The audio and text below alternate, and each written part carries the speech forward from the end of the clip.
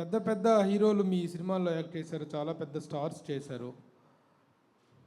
ఈ కష్టకాలంలో ఈ 14 సంవత్సరాల పోరాటంలో మీ వెనక మేము ఉన్నామని నిలబడిన వాళ్ళు ఉన్నారా?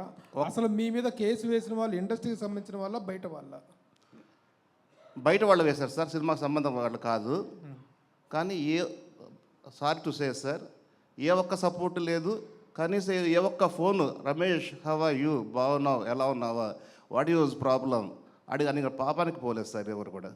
నేను ఒక పర్సన్ అని చెప్పను, ఏ పర్సన్ లేదు సార్.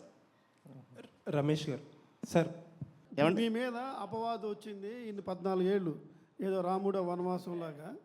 వాళ్ళు మీకు జడ్జిమెంట్ కానీ ఇచ్చిన వాళ్ళు కానీ వాళ్ళు ఏమైనా ప్రాయశ్చిత్తంగా మీకు ఏమైనా చెప్పారా? మేము ఇలా నాశనం, మీ కెరీర్ నాశనం అయింది, జడ్జి కానీ లాయర్లు కానీ? అది సార్ చట్టంలో సార్ చాలామంది తెలియదు ఏమంటే, పోలీసు వారికి కేసు పెట్టడం వరకే తెలుసు. డిపార్ట్మెంట్ ఏం సార్, పెట్టిన తర్వాత దాంట్లో ఏ మటుకు మెరిట్స్ ఉంటే చట్టం తప్పించుకోలేదు సార్, శిక్ష అనుభవించాల్సిందే. మెరిట్ లేదనుకోండి, సాక్ష్యాధారాలు లేవనుకోండి, కేసును కొట్టేస్తారు. బట్ మన ఇండియన్ పీనల్ కోర్టులో ఏమంటే 14 ఏళ్ళు జీవితం పోయింది, అవును.